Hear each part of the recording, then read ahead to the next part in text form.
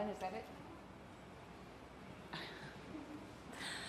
Good morning to all of you. Oh, yeah, bring it on. Good morning. Yeah, I would really make it well in a call and response congregation, so bring it on. It's so nice to have you here in person and on YouTube. Welcome to First Unitarian Church of Pittsburgh. It is Sunday, April 24th of 2022, and I am so honored and delighted and downright giddy to be the minister of this wonderful community. Whoever you are, whomever you love, wherever you are from, however you identify, you are welcome here. You are all welcome here. Whether you are a brand new person who just walked in the door today for the first time, thank you for your courage, or maybe you're a longtime member that's been coming for decades. We are delighted to have you here or on YouTube. And maybe you're watching now, or maybe you're watching this afternoon, or next week, or next month. We're delighted to have you. We are a community dedicated to welcoming the stranger and working for justice wherever the heavy weight of oppression has woven into the fabric of life. Now, if this is your very first time with us, either online on YouTube or here in person, we're delighted and want to offer our special welcome for you to be here with us this morning. We would love to be in touch with you. Please, if you're here in person, make sure you stop at the welcome and visitor desk so you can fill out a form so we can be in touch. Or if you're online, just go to our website, easy to find, First Unitarian Church of Pittsburgh, and down at the bottom of the website, you will find a form to fill out to be in touch with us and get in our mailing list. And if you would like to be part of our social hour, of course, you can join us. It's on Zoom. And if you send an email to First Unitarian Pittsburgh, one word, firstunitarianpittsburgh@gmail.com, you'll get an auto response with the Zoom link, and you can join us following the service on a social hour. Give them about 10 or 15 minutes for people to get connected. And today, we also have an introductory class for anybody who would just like to find out more about us. That is going to be multi-platform. So it'll be a breakout room in the Zoom social hour, and it'll also be here in person. Just check in with the welcome desk to get yourself situated and where to go for that introductory class. It'll be about 15 minutes after the service ends. I am, of course, live in the sanctuary today, and with me is a bunch of talented volunteers and staff. And on behalf of all of us, we want to make sure that you know that none of us are here alone, that we work as a team, helping bring a worship experience to everyone. And this morning in particular, I am so delighted to be welcoming and working with my friend and colleague, Reverend Mark Harris, who is here with his wife, Andrea Greenwood. They came from Maine. All the way from Maine, thank you very much. Mark and I worked together for several years with the Unitarian Universalist History and Heritage Society, along with former member Kathleen Parker. And that's how I got to know Kathleen Parker as well. Mark Harris is Minister Emeritus at the First Parish of Watertown, Massachusetts. And he is the author of a book, which is what got him here, because we're excited about this book. It's Elite Uncovering Classism and Unitarian Universalism. He brought a few copies, if you would like to get one. And if you look at my copy, you will find it thoroughly marked up like I was having a conversation with him. And just amazing book and something important. Mark has a long history of working as a parish minister, as a Unitarian Universalist, including a short stint in Sheffield and London, England, which was an exciting time. He's also worked for the Unitarian Universalist Association when he was Director of Information. And he's also taught many years history and polity classes at Boston University and at Andover Newton too, right? Yeah, I thought so. He's married and he's parents of 4 children and grandparents of 2. Congratulations on that. And as I said, they live in Maine, in Owl's Head, Maine. I just want to see a place called Owl's Head. I think that sounds lovely. And in addition to today's sermon, Mark is also going to be offering a lecture at 4 p.m. right here at the church. There's information in your order of service. We'd be delighted to have you here in person, or it'll also be simulcast into Zoom. And if you need the copy of that Zoom link, Stuart, where are you? Raise your hand. Go see Stuart if you need a copy of that Zoom link. He'll make sure that you get connected. All that done, you have going to be treated this morning to some incredible music. We've already heard from Maddie and Ellen. Thank you very much. I also want to draw your attention to, on the order of service, is some information about a concert that's coming up on May 28th right here.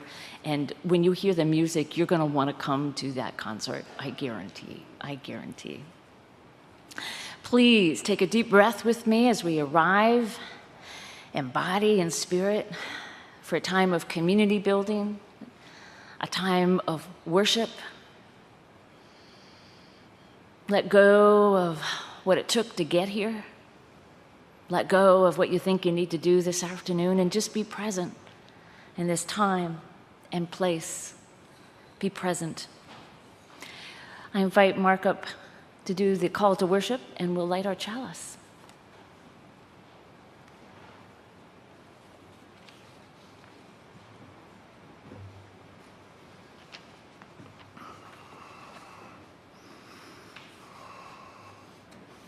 Good morning. It's great to be with you. These are words from Leslie Takahashi. Here in this place of peace, may we find hope. Here in this place of connection, may we find life-giving community. Here in this place of rest, let the unrest of our hearts turn us toward justice. Here in this space made sacred by memories of connection, let us each feel ourselves part of the new that grows from the old in the spiraling unity of years.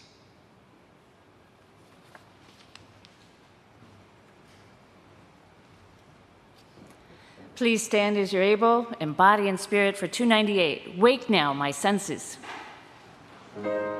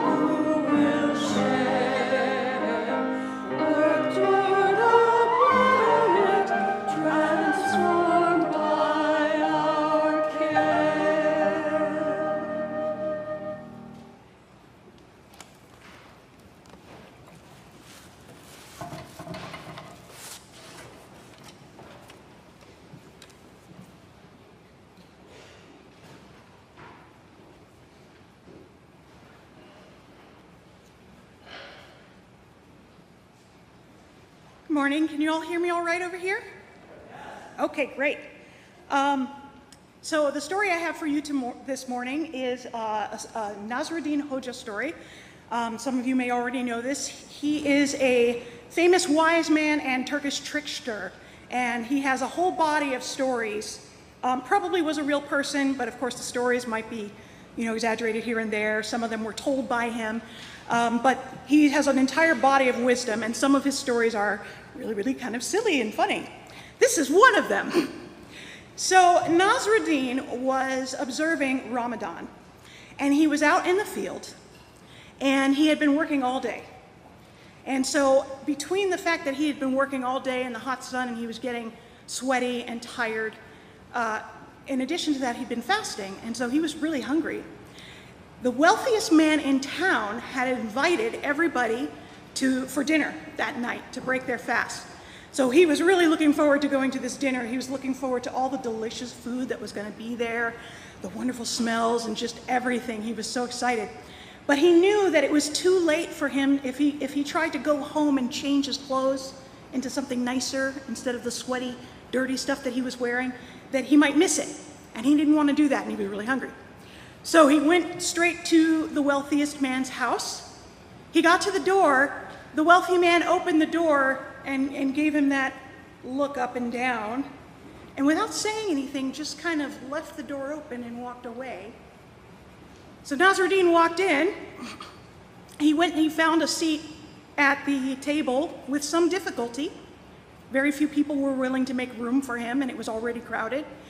He finally found a seat, and sure enough, there was all this delicious food spread out on the table, but nobody would pass anything to him, and nobody would acknowledge him.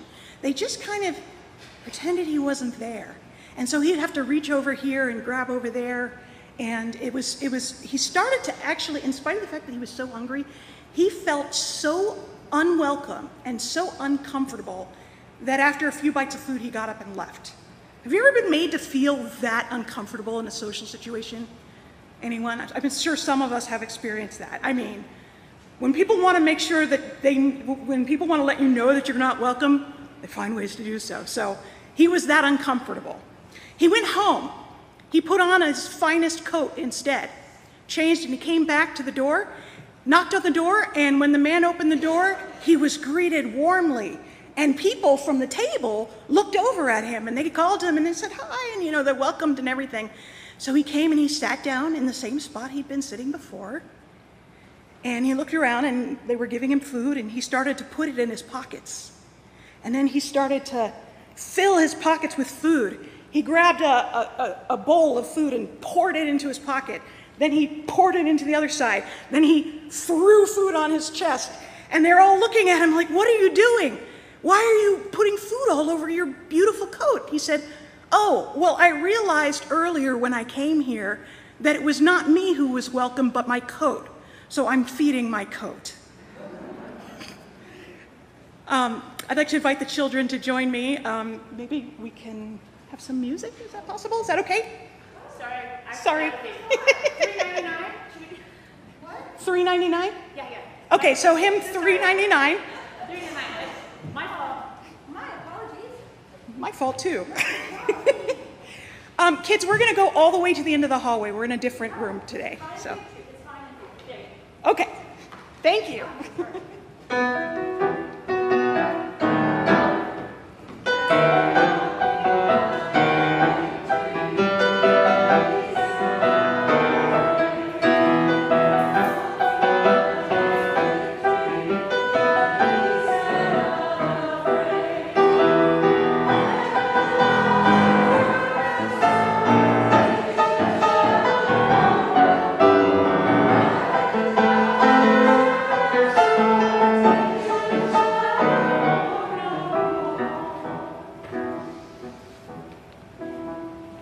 So sorry about that one. Surprise.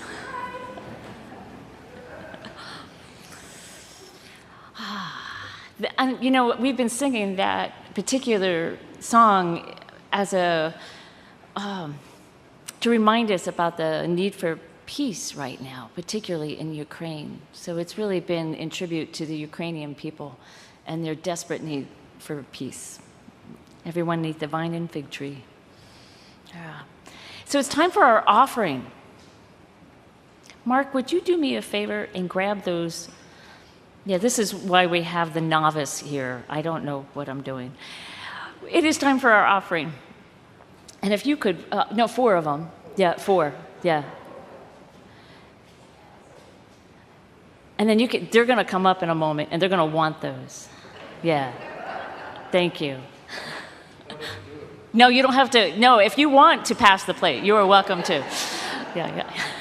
So, yeah, this is our offering. It's a time when you get to show, and it's an important part of our spiritual life to give our financial support to our community, to make sure that our building has lights and AC today, not heat, but AC today, but also to make sure that our staff are well compensated and that our justice work is being done in this community. So we welcome your financial support. There's also ways to make that happen besides the plate. You can mail us an old-fashioned check with United Post Office. You can also do texting. Information is right here in your order of service. Or you can, you're welcome to stop by and drop a check off in person. We welcome that as well, or cash. Yeah. So I invite the ushers to please pass the plate.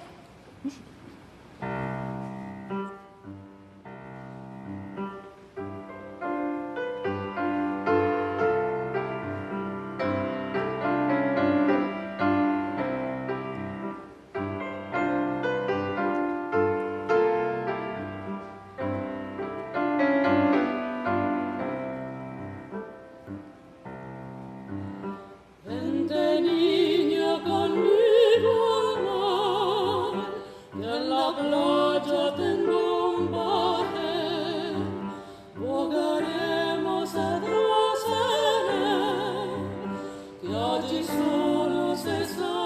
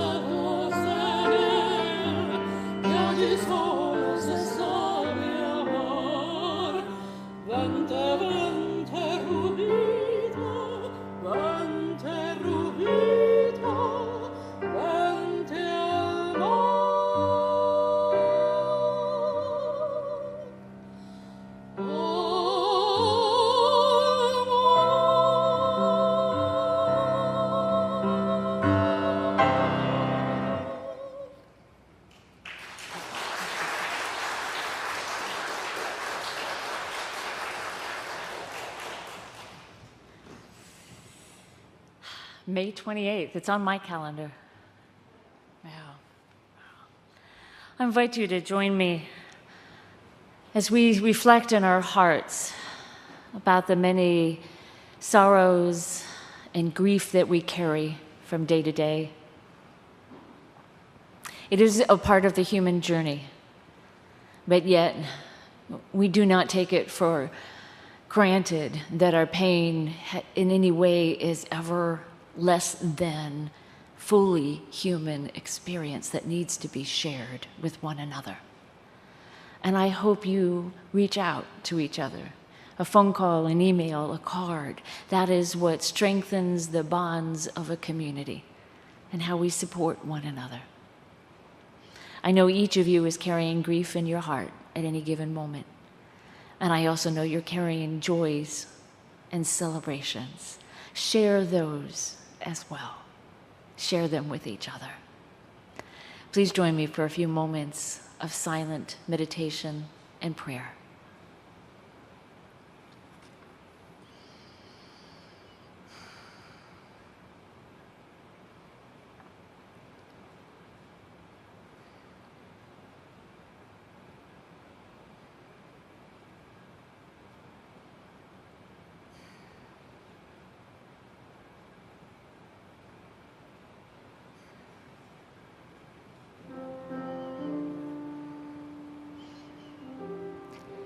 Spirit of love, fill our hearts. Fill our hearts with your ease and tenderness. Give us relief for our sorrows and our grief and our pain. Spirit of love, fill our bodies. Fill our bodies, reminding us to let go of the tensions, to drop our shoulders, to breathe. Spirit of life, remind us of your wonder. Remind us of your glory. Spirit of justice, inspire us to speak words of affirmation and strength and resilience, to speak out when truth is being abolished, to speak out when others are being oppressed who have less power than us. We hold in our hearts and our minds, and we must speak about all of our gay, lesbian, bisexual, transgender, and queer people right now. Our siblings who are being targeted unfairly, unjustly, and brutally. We must speak out and help protect, help make sure that their rights are ensured in our civil society. We must speak out and support all of our Ukrainian siblings on this planet as they bear unbeatable and unbearable violence. Spirit of peace, remind us of your power. Remind us of your existence. May our paths be connected with one another in love and life and justice and peace. Blessed be, and amen.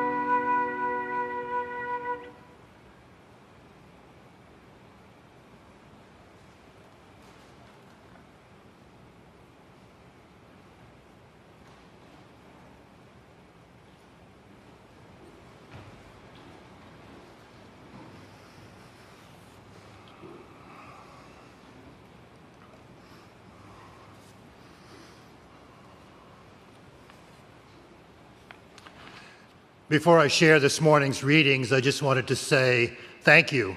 Thank you to the congregation for having me here this morning. A special thanks to Kate for inviting me to preach, and also to Stuart Hastings and the Humanist Group for inviting me to give this afternoon's lecture. I assure you that the sermon and the lecture are quite different, so I hope many of you will come this afternoon to the lecture and share that time with me as well. The readings for today, there are two of them. The first is taken from a book called An Appeal in Favor of That Class of Americans Called Africans by Lydia Maria Child. Lydia Maria Child was a woman of great accomplishment, an author of many different kinds of books. Probably this book is our most famous historically. It influenced many people to become abolitionists in the 1830s and 1840s. It also caused a great deal of disruption in her life. But she was also a children's book author and editor of a magazine called the Juvenile Miscellany, which I think is where her most famous work appeared. And it's that little Thanksgiving song called Over the River and Through the Wood. That's for what she is most well known. But also a novelist and a great activist as well. So she writes, "We first debase the nature of man by making him a slave, and then very coolly tell him that he must always remain a slave because he does not know how to use freedom. We first crush people to the earth and then claim the right of trampling on them forever because they are prostrate. Truly, human selfishness never invented a rule which worked so charmingly both ways." And the second reading is taken from a much more recent book, that by Steven Pinker, who teaches at Harvard University, a book called The Blank Slate: The Modern Denial of Human Nature. He writes, "All human activities have consequences, often with various degrees of benefit and harm to different parties, but not all of them are conceived as immoral. We don't show contempt to the man who fails to change the batteries in his smoke alarms, takes his family on a driving vacation, multiplying their risk of accidental death, or moves to a rural area, increasing pollution and fuel use in commuting and shopping. Driving a gas-guzzling SUV is seen as morally dubious, but driving a gas-guzzling Volvo is not. Eating a Big Mac is suspect, but eating imported cheese or tiramisu is not. Becoming aware of the psychology of moralization need not make us morally obtuse. On the contrary, it can alert us to the possibility that a decision to treat an act in terms of virtue and sin, as opposed to cost and benefit, has been made on morally irrelevant grounds. In particular, whether the saints and sinners would be in one's own coalition or someone else's. Much of what today is called social criticism consists of members of the upper classes denouncing the tastes of the lower classes. Bawdy entertainment, fast food, plentiful consumer goods, while considering themselves egalitarians.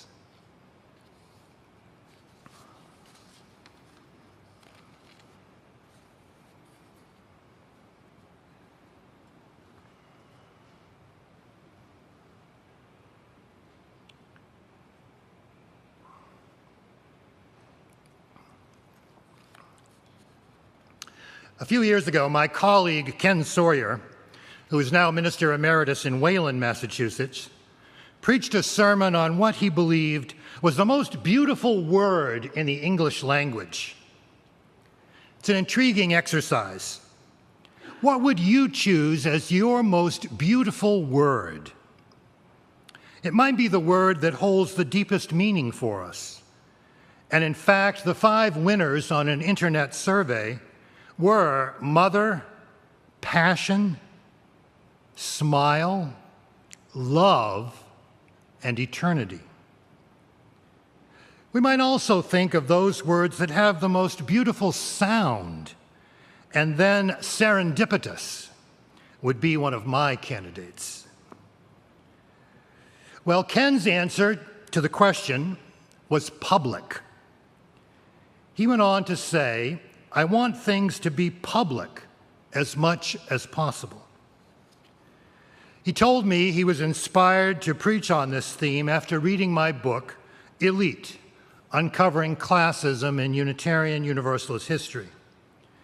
He said he wanted to sing the praises of the notion of public, such as in library, versus the idea of private, like the old Boston Athenaeum, a private library for members only, which revoked the membership of Lydia Maria Child after she published that abolitionist work, An Appeal in Favor of That Class of Americans Called Africans, back in 1833. And of course, there's a personal connection too. Child was the sister of a predecessor in my former pulpit in Watertown, Massachusetts, Converse Francis, who was the moderator of the Transcendental Club. And of course, as we've already mentioned, she is best known to us for that old Thanksgiving song, Over the River and Through the Wood. Well, Child was kicked out of that private library a few years before most public libraries were founded. The following story speaks volumes of the need for us to expand our boundaries beyond the private and not be afraid of engaging the company of strangers who live in our communities and call us to re-engage with the idea of going public. Ronald McNair was one of the astronauts killed more than 35 years ago when the Space Shuttle Challenger exploded. As a child, Ron McNair wanted to study science. But first, he needed to get his hands on some advanced books. And that was a problem. When he was 9 years old, Ron decided to take a walk from his home down to the library in his South Carolina hometown. The library was public, but not for black folks in 1959. When he walked in there, all the white folks were staring at him and saying, "Who is this Negro?" He politely positioned himself in line to check out his books. The librarian was indignant. "This library is not for coloreds." He said, 9 years old, mind you, "Well, I'd like to check out these books." She said, "Young man, if you don't leave this library right now, I'm going to call the police." But he just propped himself up on the counter and sat there and said, "I'll wait."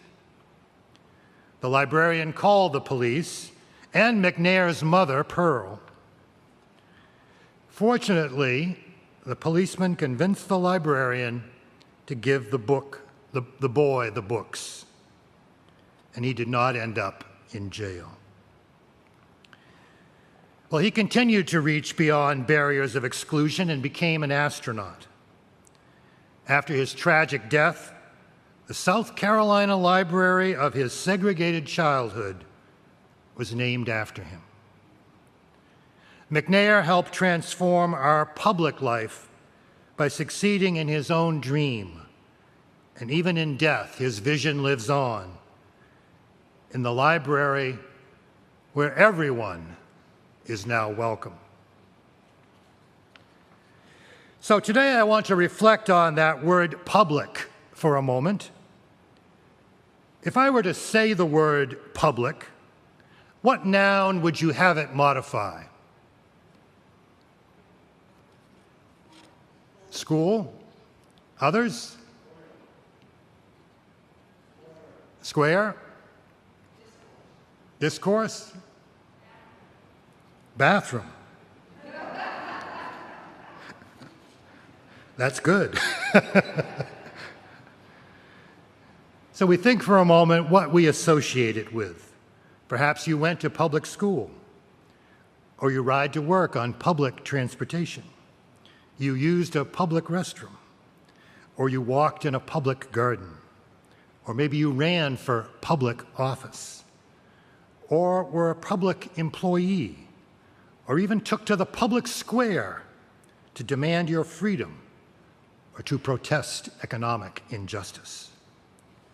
Public is about everybody, access for all, equality and freedom, which might also be candidates for most beautiful word in the English language. And then there is public pool. I never swam in a public pool until I was an adult. When I was in elementary school, my parents built an in-ground pool almost at the same time as the Beverly Hillbillies was a smash hit on television. My parents identified with that rags to riches Hicks in that show and enjoyed their own cement pond. Well, I loved our cement pond too. It was where I learned to swim. It was also apparent to me that it set us apart from all my classmates in public school. The pool was a symbol of my parents' economic success, but it was also a place where we could limit the guest list. We did not have to mingle with the great unwashed masses. However, there were many family conflicts over the right to go to the nearby lake, which was public, where all my friends, my less privileged friends, were hanging out. Why would I ever choose to swim in that filthy little body of water? My overly protective mother would say. She wanted to keep me from the bad influences she imagined existing at the lake: rowdiness, liquor, drugs, and girls. But it was all those intriguing experiences that would help me engage with life, such as meeting new people, learning to make good choices, and being responsible, that were missing from my life. I loved that pool. I loved that privilege. But I also hated it because it kept me from enlarging my experience of the world. 2 years ago, I went to Atlanta for a family wedding. On Sunday afternoon, we were riding to our destination on the subway, and I noticed that we were the only white people on the train. It was clear to me that only poor people were riding on public transportation that day, and everyone else was driving. It's also clear to me that sometimes liberals like the idea of being public more than the actual practice of it.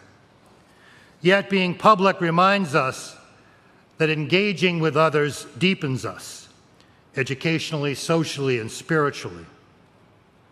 But where is the notion of public good instead of private gain or liberty in the political rhetoric these days? We see it in the fight over the beach in Maine. Is it private or is it public? Historian Vincent Harding says, "A truly pluralistic and humane society must be undergirded by a common vision of the public good." We see this problem surface with those who shout freedom or personal choice when they speak out against getting vaccinated. They forget that public health means protecting everyone. Or in the case of athletes, of helping not just themselves, but the whole team. My confession for the day is that I sometimes search myself up on the web. And of course, this book was published 10 years ago, so it's been 10 years of searching the internet. This was how I once learned that the now retired minister from Bedford, Massachusetts, John Gibbons, preached on my book. He called his sermon, "Would You Go to Heaven with a Prostitute?" This is a line from a question I raise in the book about Universalist theology. Clearly, my intent in asking this is not about getting to heaven with an escort, but rather about the structure of heaven itself, the shared space. Salvation historically has been based in the notion of who could live the most spotless life in the eyes of God.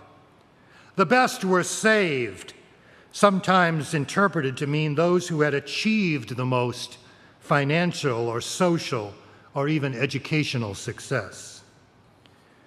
Universalists believed our purpose was to become more loving, and that indeed God's love would enfold us all, prostitutes as well.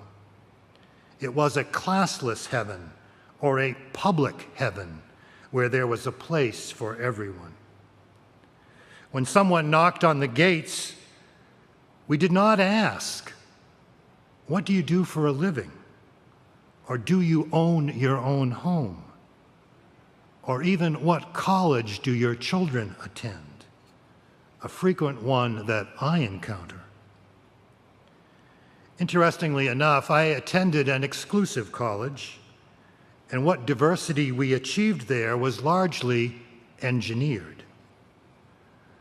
My sons attended, and one still does, state schools. And guess what? The cheaper price tag means there is more actual diversity and an enriching of their experiences by being with other ethnic groups and classes of people. In the Universalist heaven, there is an assumption that you belong there, rather than a judgment or presumption, such as only an educated person would get this faith. Others are not smart enough. This was a lesson the Universalists tried to impart to their Unitarian siblings, but it was not easy. Together, we developed a theology that calls us to live out a faith that is truly welcoming to all. But the question remains, how do we achieve that heaven on earth? In these difficult times, we look to the church as a place of refuge. I think here I can get away from the world and bring all my troubles to lay on the altar of quiet support and understanding. Here also, we sometimes refer to the community as family, or as a place we can have intimate connections with others and find spiritual nourishment through sharing of feelings, all true.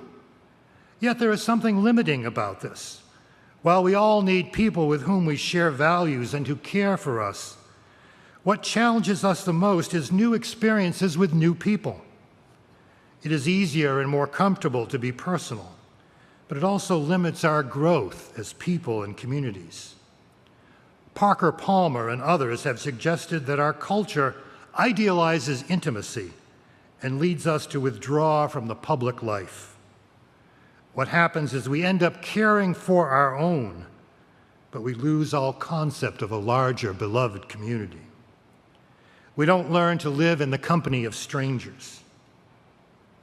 Our family is people like us, and we end up not growing spiritually because we are only sharing among ourselves and fail to offer hospitality to the stranger. One piece of advice that is often offered to young couples who are about to marry is, don't enter this marriage thinking you are going to change your partner.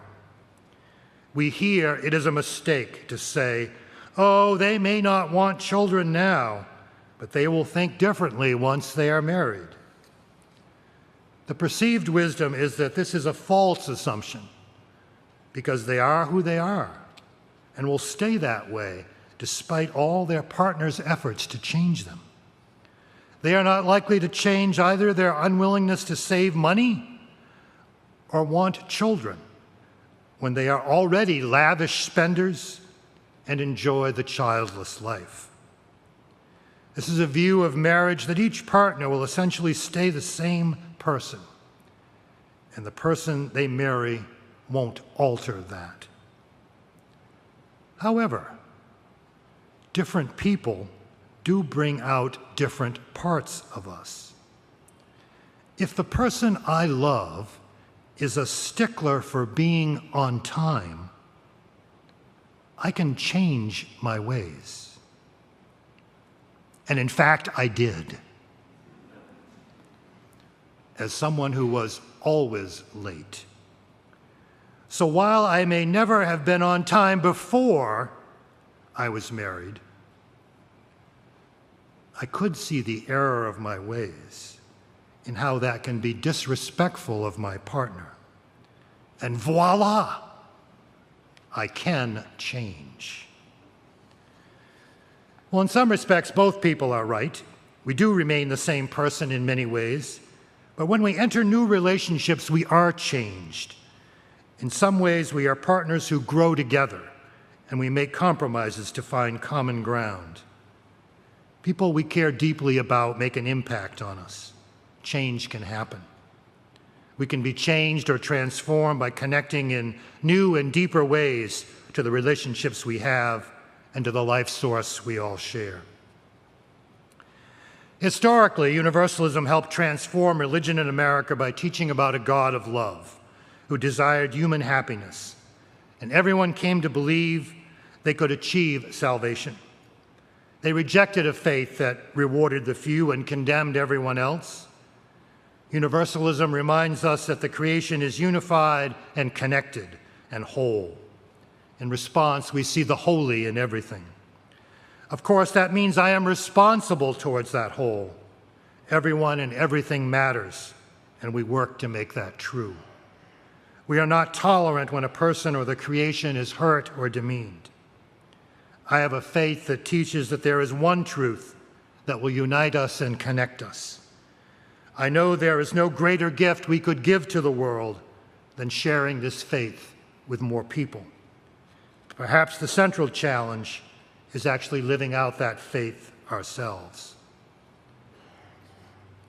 In an article in The New Yorker a few years ago, Adam Gopnik reminded us that the Olympics gave birth to the liberal ideal that anyone could become part of a nation simply by showing up and joining the team. It might also be a good immigrant policy, too. Racial or ethnic particularity was submerged into a greater national whole. These days, it's fashionable among liberals to hold up diversity and difference, but we need common ideals, too. We need to remember that one life source, that one great love. We also need a faith that unites us so we feel a common understanding with those who are different from us or those who are poor. And when we reach out to them and come to know them, we become more than who we are and become closer to that one great love. When Jesse Owens outran the Nazis in 1936, he showed American racists that American blacks were just as American as anyone else. Once upon a time, segregationists believed that even heaven was segregated so that we would not be contaminated by anyone not like us. Our faith says it would not be heaven if it were not open to all. Our faith calls us to go out into the public byways and highways and make the dream of universalism real, of sharing heaven with a prostitute, of sharing earth with strangers. A couple of years ago, there was an editorial in the Boston Globe by Elisa Ely called "The Weight of Assumptions." When she went to the gym, she assumed the hulking weightlifter and her lived on separate planets. She projected that he disdains her quiet softness, and she knows she feels some disdain for his apparent tough, burly hardness. And so they ignore each other at the gym. But one morning, she hurried by his office, and she noticed that he was laying down on a dog bed, cuddling the oldest dog she had ever seen. The dog was making mournful sounds, but the weightlifter was softly reminding him that he was there for him with words of love and strokes of care. It turns out, Eli discovered, that the weightlifter was not merely muscles, but soft caresses too. As Steven Pinker writes, those of us who consider ourselves egalitarians often denounce others in our social criticism. But this moral judgment limits our ability to see the other. The first thing that would extend our class consciousness is to go public. We have U.S. senators who say the country is not a democracy. We must be about protecting and preserving our democracy. Getting a vaccine does help prevent you from getting the virus. But the point of public health is to benefit everybody so that no one gets the virus. Taxes are there not to take our money away, but to provide public services for a government that works for everybody. Public, what a word.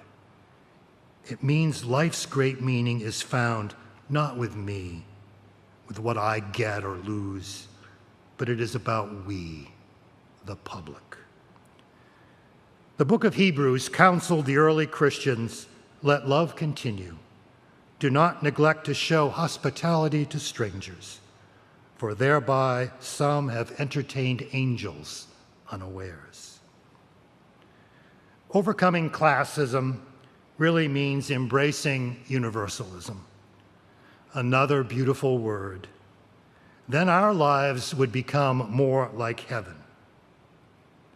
We go public, where all are welcome, where we speak to one another and act to benefit the whole. So may it be.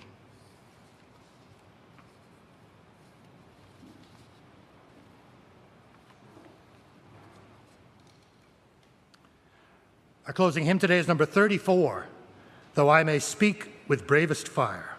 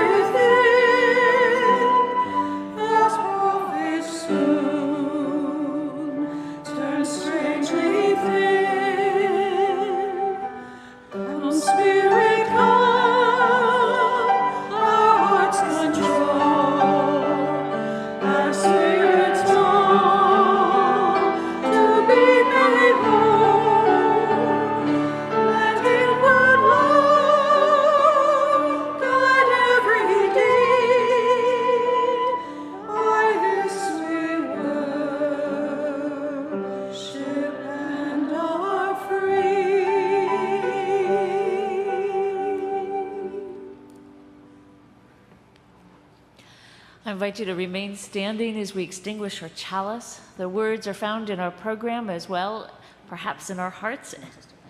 Words that are shared by Unitarian Universalist churches across this country. We extinguish this flame, but not the light of truth, the warmth of community, or the fire of commitment. These we carry in our hearts until we are together again. Please be seated for the benediction. No, it's fine.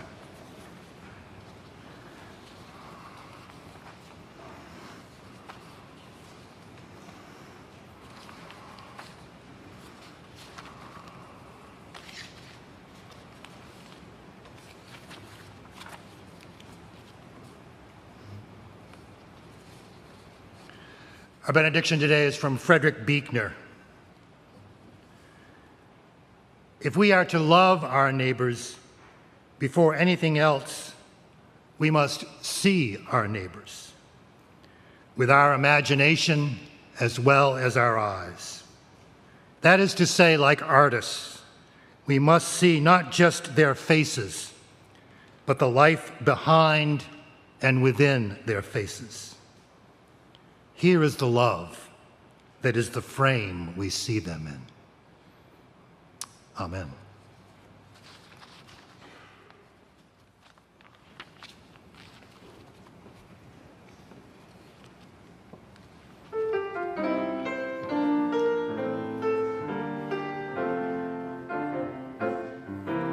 Lindo capito di Aleni, si tu supieras mi dolor, corresponderás a mi amor, y calmarás mi sufrimiento.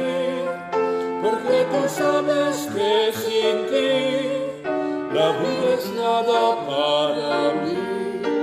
Tú bien lo sabes, Cappuccino Dialeli.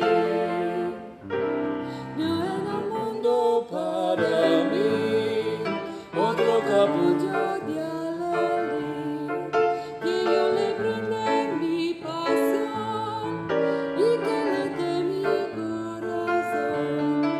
Porque tú eres la mujer a quien he dado mi querer y te juré lindo alelí, fidelidad hasta morir. Por eso yo te canto a ti, mi capullito de alelí. Dame tu aroma seductor y un poquito de tu amor, porque tú sabes que sin ti la vida es nada